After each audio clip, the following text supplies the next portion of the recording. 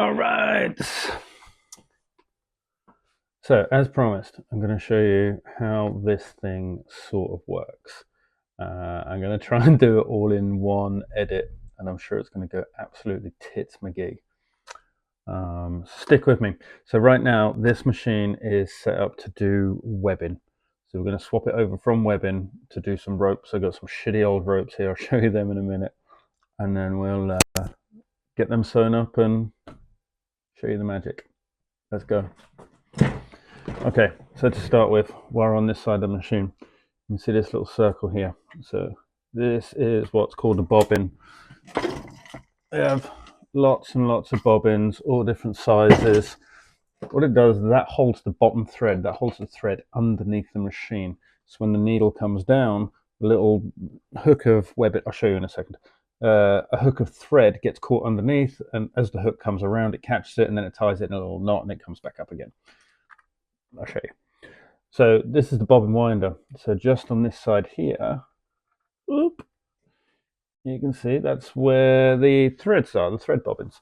So one of them will feed into this. So let's get that out of the way. I'll show you that. I'll just snip that one off. Okay, so currently I'm using pink thread for other things, so I'll stick that back up there. And we want a nice, handsome, big, thick one. So right now we're going to be using, actually, I don't know why I did that. Empty one. Always put an empty one straight back on there. So under here, let's see, maybe, oh, that is where the bobbin lives. Let's hope you can still see something. Oh, look at that. So we'll take that sucker out. Thank you. And then this one is going to go straight back in underneath. Okay, so webbing and rope are two very different animals. Well, they're still textiles, they're not the same thing. So they need different threads, they need different tensions, they need different everything. I'll pull that one through, make sure that's all good. Cut you off, and away you go. Okay, so now this one is done and dusted. We can ditch that. I've got a few stitches to do, so potentially I will need a few bobbins. If I only needed one bobbin, then I would have just left it like that. So this one's going to be 277 nylon, bonded nylon thread. That's what we're going to use for this rope. Up through the hanger, down through this. So the way that this is threaded is to keep tension. So this little disc here, as it comes up from the bobbin, through the hanger, down through and through this little tension disc. Now this little tension disc has tension in it. I'm going to go through this director, and then straight back to this bobbin. I'm not going to move that camera, so you should be able to see this bobbin fill up as we sew, which will be fun. Onto the winder. Okay, so that's that all set up. You saw the little hanger on the side there. That's job is that when it gets full, this is obviously going to keep on coming up and up and up and up, and then when it gets to the top, it pops off and it stops, and it moves this little arm out and it stops it from filling. Makes it all real good. So I can put that down now. That's going to automatically fill, so I don't need to worry about it. It's a real pain in the dick if you get to halfway through a stitch pattern or a whole load of bits and pieces, and then you realize that you've got empty bobbins and nothing to fill in downstairs with. So you always want to keep a spare bobbin full of thread, because otherwise, what a nightmare. Okay, so this one's good, so I'm going to put him up there and out of the way safe. Them things are like $14 a piece. You don't want to lose them. Okay, so now for the top thread. Exactly the same again. Hopefully you can see up there. So you can see. Perfect. So you can see this pink one. I'm just going to give this little pink one a quick cut. And get that beautiful pink thread out of there. Off you go. I'll take this other 277. He's going to come up and back through the hanger. Okay, so now this machine's super uber cool in the fact that it's a little bit big and it's a little bit heavy duty. So you can tie the threads together into a beautiful knot. So that actually stringing it is a lot easier. So maybe it's because it's pink and black, you'll see it. So it's going to go around that first tension arm. You saw that around the top. It's going to come over this box. It's not actually going to go through that box, but inside that box is a box of joy. So that box, the thread could go through it. On the inside of it is a whole load of lube.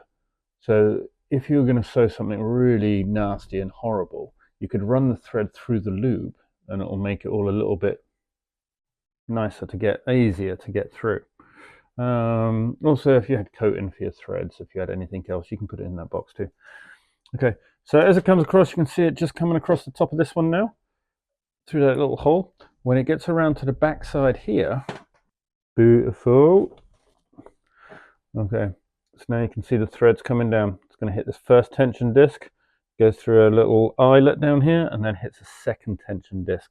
When it hits that tension disc, it's going to come down into this one. It's going to do a double wrap before it comes through the eyelet, through the spring loader, up through that drawer arm down there, and then all the way back down again. So I'll just pull this through and show you. There she comes through. I'll put her back in the discs. Get in there. There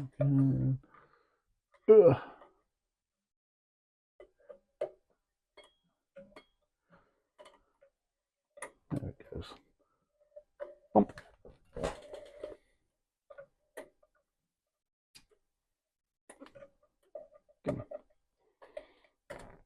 Oh, yeah. Now obviously that this isn't going to run anywhere near as smooth as it normally does because I'm trying to film it. There we go. Have all that off. Okay. You can come back over here now. Let's just make sure that you can see something good. Okay, so let's turn this sucker on. Can you see the screen? You can see the screen. Okay, so this machine's super cool in the fact that it's called a pattern tacker. It's not a bar tacker. A bar tacker looks like that. Generally, the bar tacker is going to just do a bar. This is a pattern tacker, so it makes patterns. So on this, you'll be able to see that everything inside it is like Photoshop for sewing machines. So anything, all these are just different patterns for different ropes, for different webbings, for different bits and pieces. Let's get something fun. So this one, it's 3 trees. It's a bar tack in tree patterns. That's kind of fun, right? This one that says cock is a cock with little pissing bits. Magic. Why wouldn't it be? So there could be all sorts of patterns. You can literally have anything on here. So for this one, we are going to go onto this pattern, which is called double braid. Now on this little screen here, you might be able to see, you might not, I don't know, zoom in. So on here, this will have your up and down. So this is just going to direct you through the pattern. So you press it, and then watch this front end here.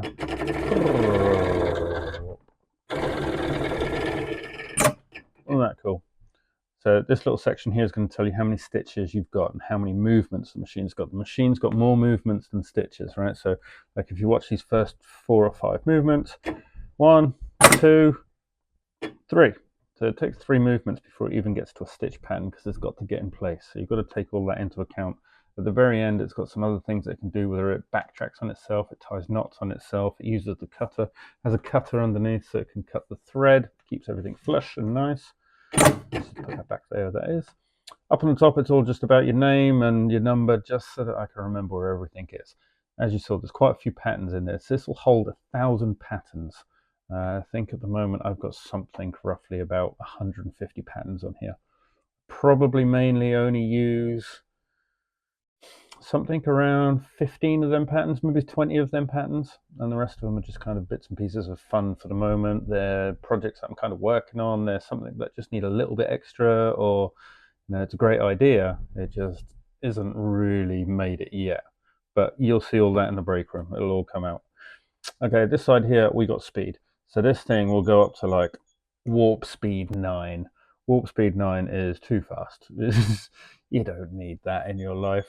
So down right there, 1, you can kind of watch it so.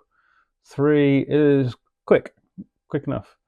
5 is getting to the point where you're like, oh my goodness, that is a bit too fast. If something goes wrong on 5, it's too fast. You can't stop it. It's gone past whatever the problem is when it gets to there.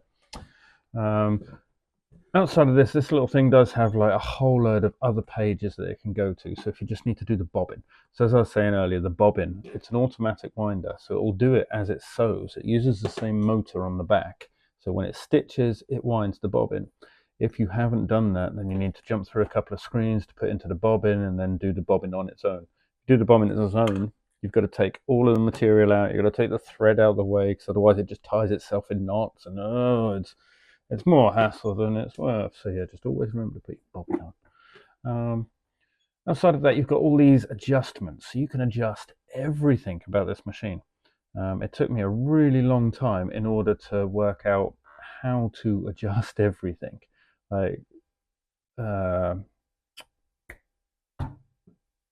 shit the bed, I forgot one other thing. Dunning-Kruger effect. The Dunning-Kruger effect. I thought I knew what this machine was about. And then I realized I had no idea. I was scratching the surface. It took me forever to work out what all the buttons do. It doesn't take very long to learn how to use the machine, but like anything, it takes a long time to learn how to fix a fuck up. So if something goes wrong, like calling out an engineer is expensive and time consuming, and every time that this machine's down, it's money lost. So you've got to kind of learn what all the buttons do in order to make sure that you know what this is doing. It's quite tedious. It does take a long time. You really got to be kind of into it. It's not like a Saturday hobby type of thing. You couldn't do this once a week and expect to know exactly what to do. Right? It's like having a pet. You got to look after it. So all these buttons here are just like different bits and pieces to run it. So unless that camera can see, so just down here underneath, we don't need that. This here is the computer. So this one's super cool in the fact that it's got a USB in the front, so I can charge my phone. No.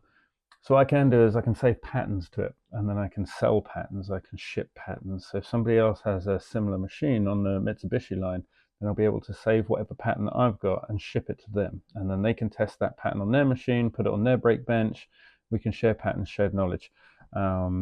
If it works on their ropes, well, as long as they have the clamp, all they have to do is then move the pattern into the right place on their clamp, and everything works exactly the same.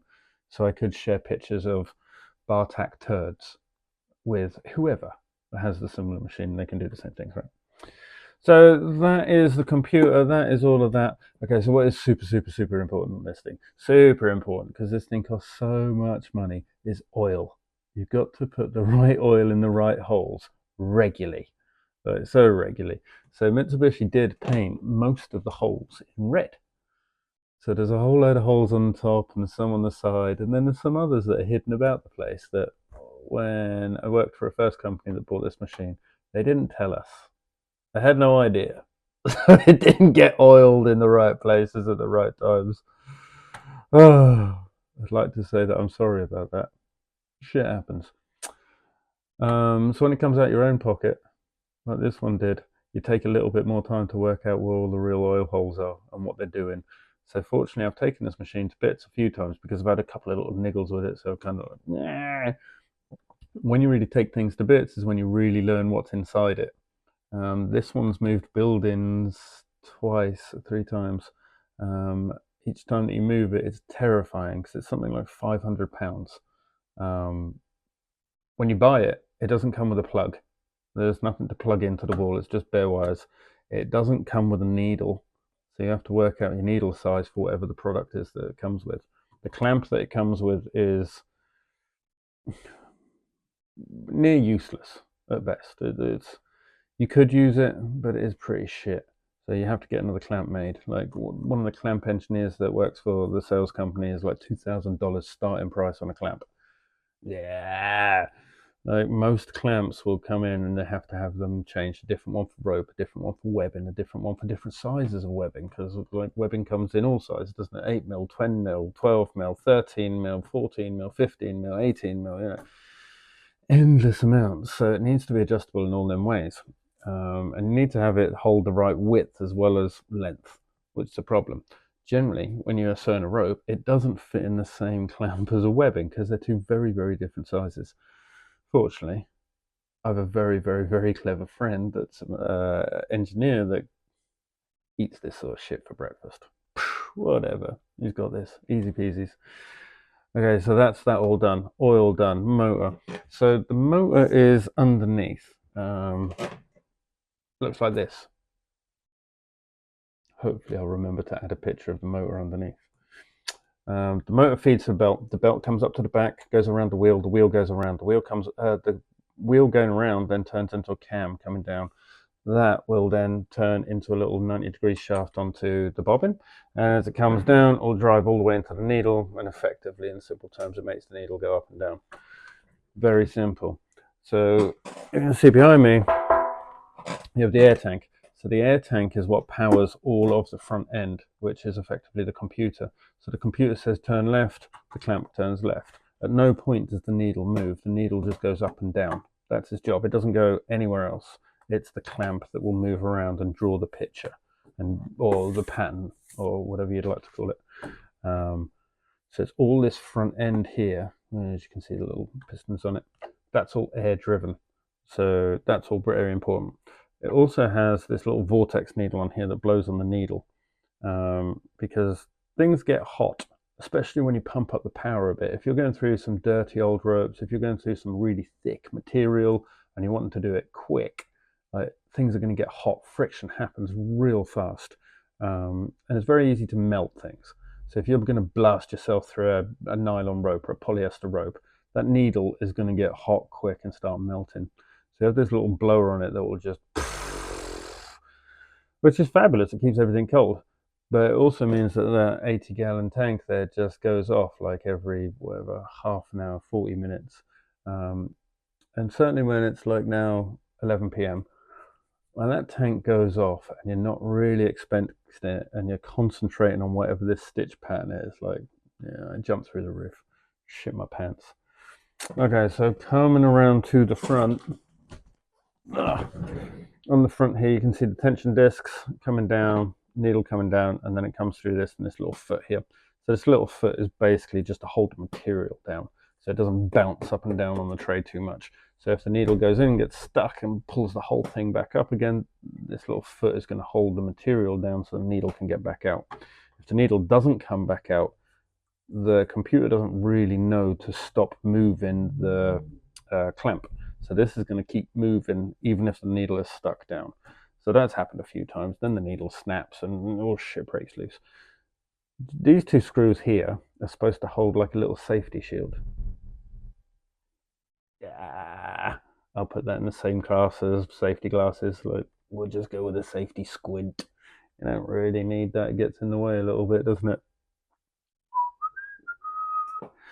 Okay, so that is all of that. Okay, so also we were just sewing with a lot thinner thread, so it's now time to swap it up with the needles. So I'm actually gonna show you real quick. This is my needle box. It has many needles in it. I have 24s, 25, 26, 27, so I've got 23s in there too. Needle size, like, it's insignificant to you guys. I'm sure you do not give a shit or even know what any of that means. So this whole machine comes with its own little toolkit. Now it's really important to keep that toolkit somewhere nearby because you always need a little something in order to get it in and out. I'll take that one out, so let me show you that. There is the little skinny needle. I should do them side by side. And in goes the big boy. Okay, so that's a skinny one coming out. Big boy going in. Oh.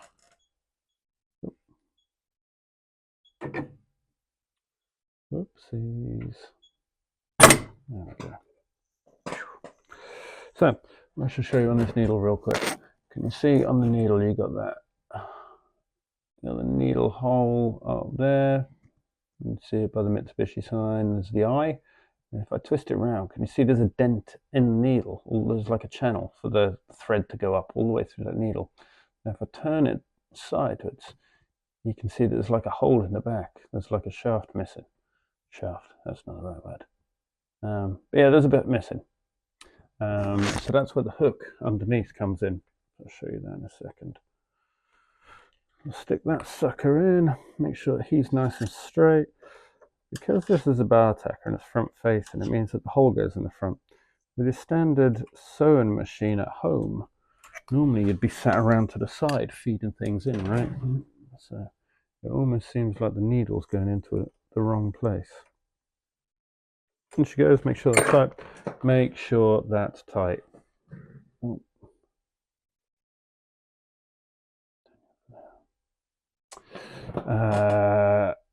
I'm absolutely 100% guilty of not making sure that's tight every single time.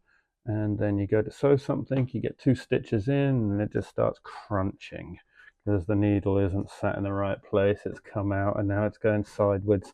Machine doesn't give a shit. Machine's like, ah! Needle's all like, ah! Yeah, careful of that.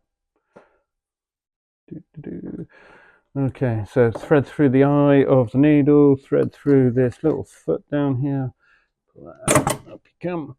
Okay, so on the floor, I got 2 pedals. I got the go pedal and I got the air pedal for the clamp. Don't put your fingers in there. That'll be painful. When you press either pedal, it's painful with both. Tools to have. Always have scissors. Always have some sort of scissors so you can cut things out and get out of the way. Ideally, you want something real small and a little nippy so that you can get into tiny places. The little curved scissors for this are wonderful. Okay, so once we've got all that in place, what we're going to do is we're going to check tensions. Right, I know this machine now pretty well. I've got my tensions pretty good, so I know exactly where the tensions are set for ropes, for webbings, for different types of webbings, different thicknesses. Most situations I've got the tensions set. However, I'm going to set the tensions on this and kind of show you as we go.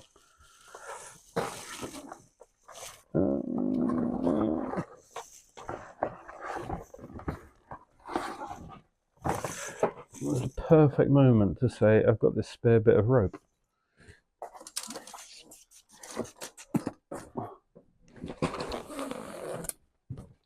So I've got this spare bit of rope. So I'm just gonna set this bit of rope into the clamp. Oh yeah, buddy, in you go.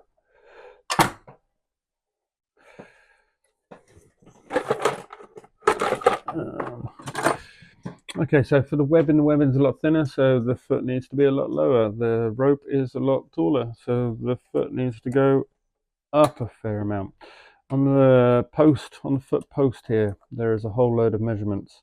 They kind of dictate how high things are. What I don't get about this is why it's on a cylinder.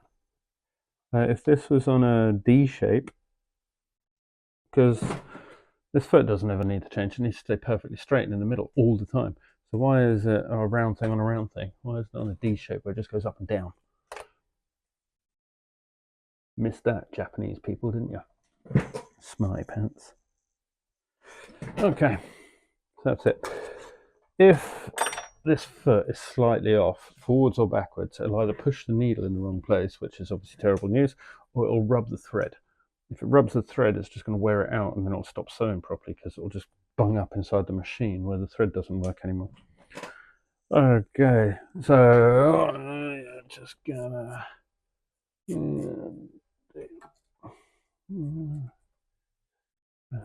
Put that one in. Oh. Right, and always before you just run off with the pattern and just start, okay, let's go. Use the up and down arrows and just make sure that everything's in the right place. So you can see that that is not really in the middle. Nowhere near the middle. So we are going to readjust. We'll just move it over so it ends up being in the middle. Change the home feed place. Let's dump that down.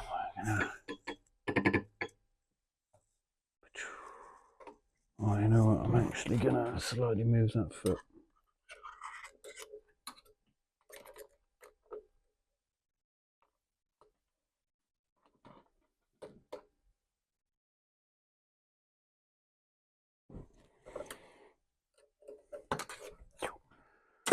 Cool. Foot moved. So, butchers.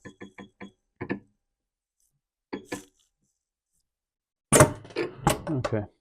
Looks like that is about the right place. Alright, let's go. Let the little computer do its thing. Magic. Right, let's have another look. It looks a little bit more square, so we're going to run a test run on this just because I put it in the wrong place.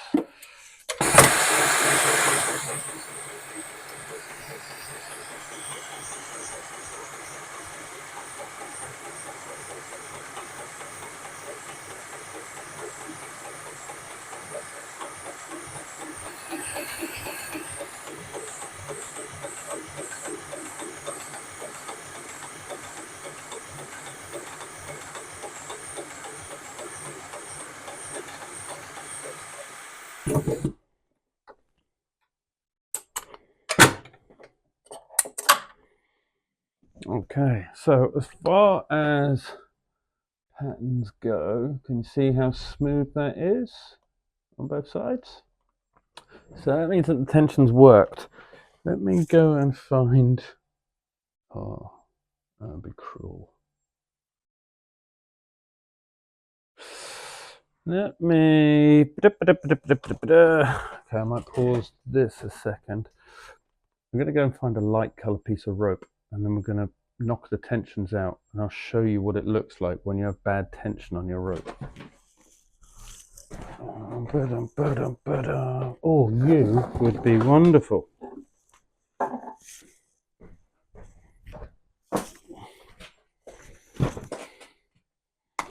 Okay.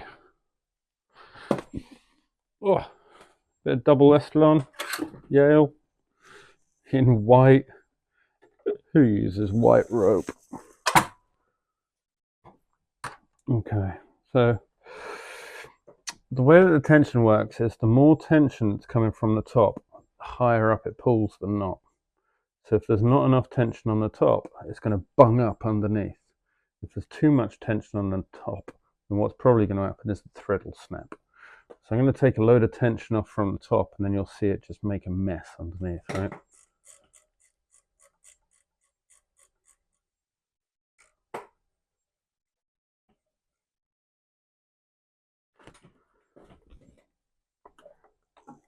Okay. Let's go.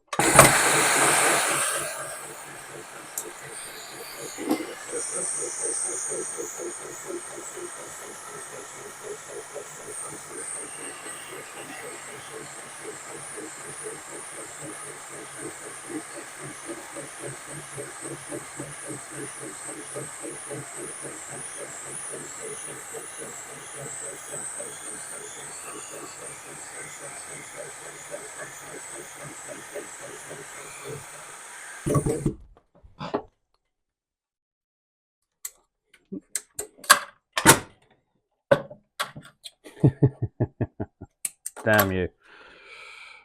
Alright, so it's not the worst out, but if you look on the top, you see it's just perfectly smooth. Excuse me. And if you look on the bottom, can you see that? See, it's not smooth. Can you see there's a row of knots? So that knot all the way down the side there is supposed to be hidden inside the rope. So it's supposed to look like that on both sides, which it doesn't. Fucked up slightly here and sewing a really soft rope. So taking all that tension off, like I'd have to take double the amount of tension off, which, let's do it. Let's take double that amount of tension off.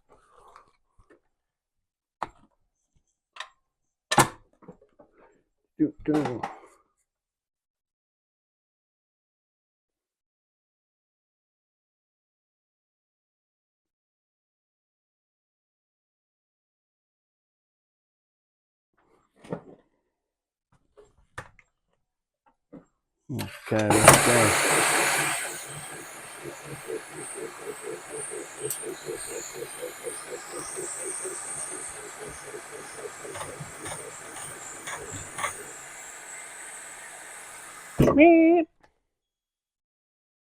Computer knows something's up. It doesn't love it, does it? So can you see now? Turn this out.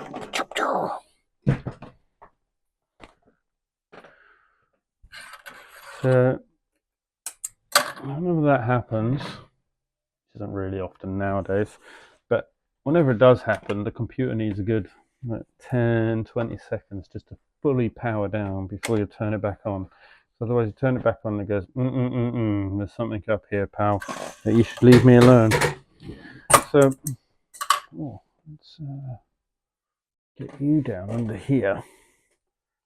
So I might highlight this, I'm going to say whatever. But can you see that that thread has now bunged up and it's tied itself around? So everything's now locked down. So I have to get in here and just cut this sucker out. I'll be back.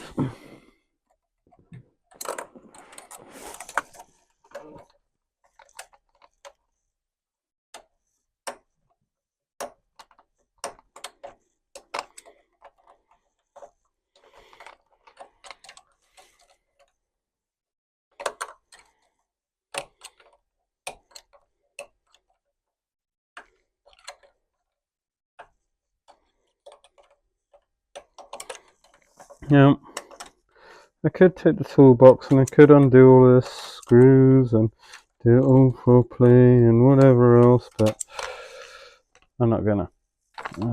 Pretty much there. Let's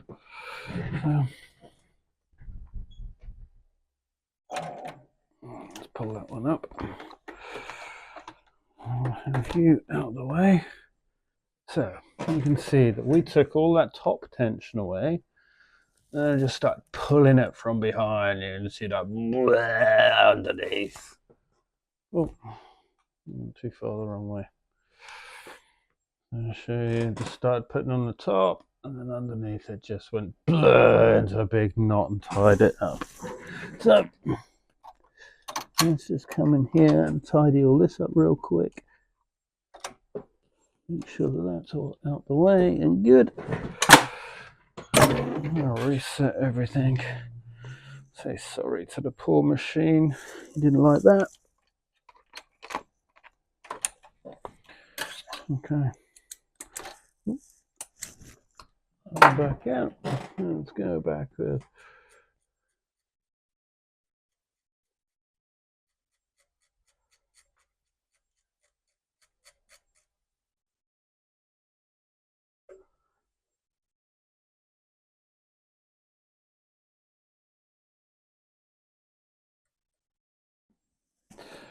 So now, if you were to be, I mean, we're going to be.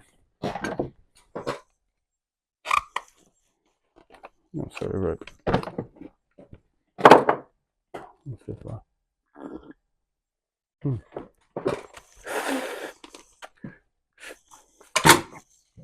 If you were to be sorting out the tensions on the fly, right, it'd be. this out so it's not just a completely floppy bit of rope. If you were to be doing the tensions on the fly, then what you'd really want is a nice long piece so that you could do a bit of a pattern and watch it. You can't really see everything from the top. It takes a while to be able to see how them tensions are working out, to know what's good and what's bad. So you'd want a really long piece of rope so you can put pattern in and then fix your tensions, go to the second pattern, turn it over, look both sides, move to the next one, see if you need a little bit more, a little bit less, a little bit more, a little bit less, all the way down until you get to the right recipe. Tensions is one of them things, it's a bit like sharpening a saw. You think you got it, and then for whatever reason it shits the bed and you have not got it. You fucked up. Okay, so let's fire this in again. Oh, there we go.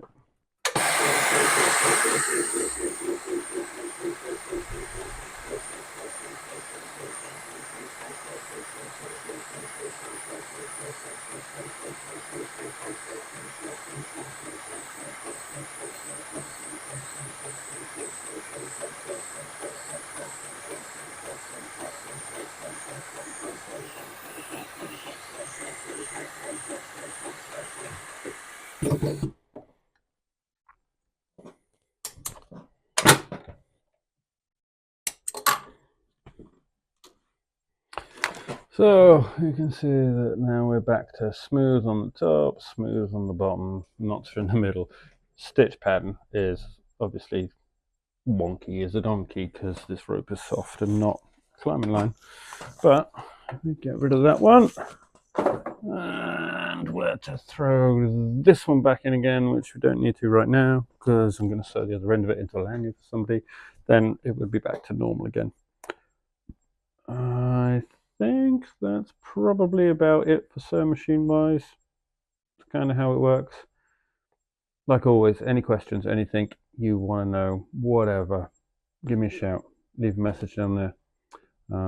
Maybe I'll put some more of this machine and show you a bit more in the break room. And if ever you come around here, then you will most likely see it in use. I'm sure if you bring enough coffee, I might even let you sit in the chair and press a button. Till the next time.